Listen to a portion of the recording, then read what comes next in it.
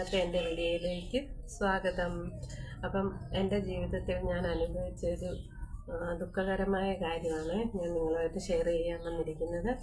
കാരണം ഇപ്പം ഒട്ടുമിക്ക കുട്ടികളിലും കണ്ടുവരുന്ന ഒരു പ്രശ്നമാണിത്. ഇപ്പം ഞാൻ 2 മാസത്തോളമായി കേട്ടോ എൻ്റെ ഉറക്കം നഷ്ടപ്പെട്ട ഒരു കാര്യമാണ്.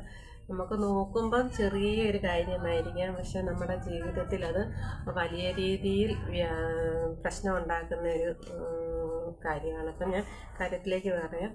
എൻ്റെ മോളാണ് കുറച്ച് ദിവസമായിട്ട് സുഖമില്ലാതെ ദേഹത്ത് വേദന, ദേഹത്ത് നീർക്കെട്ടമൊക്കെ ആയിട്ട് ഡോക്ടറിനെ കണ്ടുകൊണ്ടിരിക്കുകയായിരുന്നു. അപ്പോൾ ആദ്യം അവൾക്ക് തലവേദനയായിട്ടാണ് വന്നത് കേട്ടോ. അപ്പം കൊണ്ട് കാണിച്ച് സൈനസൈറ്റിസ് ആണെന്നും അതിനുള്ള മരുന്നും തന്നു. 15 ദിവസം മരുന്ന് കഴിക്കണമായിരുന്നു. ആ 15 ദിവസം കഴിഞ്ഞപ്പോഴത്തേക്ക് അവിടെ ഈ തോളിൻ്റെ അവിടെ കാലിൻ്റെ മുട്ടും എല്ലാം നീർക്കെട്ടിറങ്ങി കേട്ടോ. അങ്ങനെ ഡോക്ടറെ കൊണ്ട് കാണിച്ചപ്പോൾ ഡോക്ടർ പറഞ്ഞു വൈറ്റമിൻ ഡി ടെസ്റ്റ് ചെയ്യാൻ പറഞ്ഞു, എക്സ്റേ എടുക്കാൻ പറഞ്ഞിരുന്നു കേട്ടോ. അപ്പോൾ വൈറ്റമിൻ ഡി ടെസ്റ്റ് ചെയ്തു. ഇത് കണ്ടോ 13 ഉള്ളൂ കേട്ടോ. 30 വേണ്ടിടത്താണ് 13 ഉള്ളത്. 15 വയസ്സ് കഴിഞ്ഞ് 16 വയസ്സ് തുടങ്ങി കേട്ടോ. അപ്പോഴെന്ന് പറഞ്ഞാൽ കുഞ്ഞുങ്ങളുടെ നല്ല വളർച്ചാ സമയമാണ്. ഈ വളർച്ചാ സമയത്താണ് വൈറ്റമിൻ ഡിയുടെ കുറവ് സംഭവിച്ചിരിക്കുന്നത്. അപ്പോൾ അവർക്ക് ഭാവിയിൽ അതുമായിട്ട് ഭയങ്കര എല്ലുകളിൽ ഭയങ്കര പ്രശ്നങ്ങളും വേദനകളും, ശരീരത്തിൽ തൊടാൻ പറ്റാത്ത അവസ്ഥകളും, രാത്രിയിലൊക്കെ കിടന്ന് ഭയങ്കരം കരച്ചിലായിരുന്നു കേട്ടോ. ഇപ്പം എനിക്ക് പറ്റിയ ഈ ഒരവസ്ഥ നിങ്ങളുമായിട്ട് ഷെയർ ചെയ്യാൻ വന്നതിൻ്റെ കാരണം ഡോക്ടർമാർ പറയുന്നത് ഇപ്പം നമ്മുടെ കുട്ടികളിലെല്ലാം വ്യാപകമായിട്ട് വൈറ്റമിൻ ഡിയുടെ കുറവ് കണ്ടുവരുന്നു. അത് ഫുഡിൽ നിന്നാണോ എന്താണ് പ്രശ്നമെന്നറിയാൻ പറ്റത്തില്ല. അപ്പം എൻ്റെ രക്ഷകർത്താക്കളെ, മാതാപിതാക്കളെ ഞാൻ നിങ്ങളോട് പറയും കേട്ടോ. ഞാൻ അനുഭവിച്ചതുകൊണ്ട് പറയാം. കുഞ്ഞുങ്ങളിൽ അമിതമായ ക്ഷീണമൊക്കെ കാണുകയോ മുടി പൊഴിച്ചിൽ, പഠിക്കാനുള്ള ബുദ്ധിമുട്ടുമൊക്കെ കാണുകയാണെന്നുണ്ടെങ്കിൽ ഉടനെ തന്നെ നിങ്ങൾ ഈ വൈറ്റമിൻ ഡി ടെസ്റ്റ് ചെയ്ത് ഒരു ഡോക്ടറെ കാണേണ്ടതാണ് കേട്ടോ. കാരണം അത്രയ്ക്ക് ഭയാനകമായ വേദനയാണ് ഈ വൈറ്റമിൻ ഡിയുടെ കുറവ് കൊണ്ട് അനുഭവിക്കേണ്ടി വരുന്നത്. അപ്പോൾ എൻ്റെ മോൾക്ക് BP കുറഞ്ഞു, എല്ലുകളിലൊക്കെ തേയ്മാനത്തിൻ്റെ ആരംഭം ഉണ്ടായി, നീർക്കെട്ടായിരുന്നു. അപ്പോൾ ഡോക്ടറെ കണ്ടിട്ട് ഡോക്ടർ വൈറ്റമിൻ്റെ ഗുളിക തന്നിട്ടുണ്ട് 2 മാസത്തേക്ക്.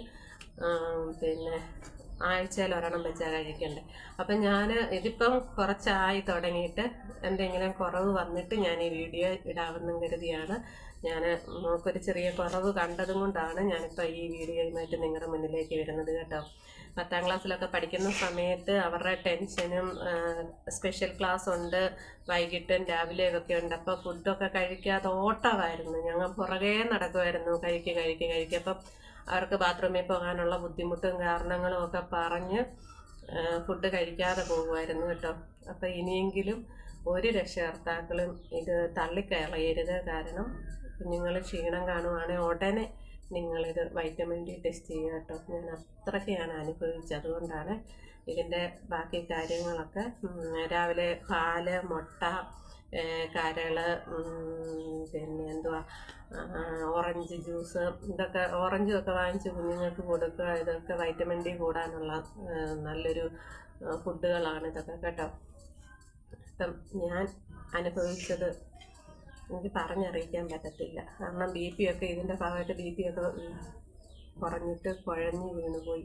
50-80 താണു പോയായിരുന്നു കേട്ടോ. ശരീരത്തിൽ നമ്മുടെ സ്കിന്നിൽ ഇങ്ങനൊന്നും തൊടത്തില്ല, തൊടുമ്പോഴത്തേക്ക് കിടന്ന് വലിയ വായിൽ അലറുമായിരുന്നു.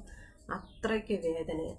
അപ്പോൾ എല്ലാവരും അവരവരുടെ മക്കളെ ശ്രദ്ധിക്കണം കേട്ടോ. ഇതൊരു റിക്വസ്റ്റാണ്.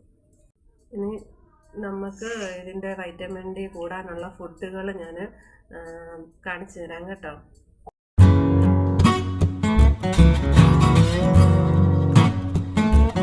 എൻ്റെ വീഡിയോ ഇഷ്ടപ്പെട്ട എല്ലാവരും ലൈക്ക് ചെയ്യുക, ഷെയർ ചെയ്യുക കേട്ടോ, സബ്സ്ക്രൈബ് ചെയ്യുക. അപ്പോൾ എല്ലാവർക്കും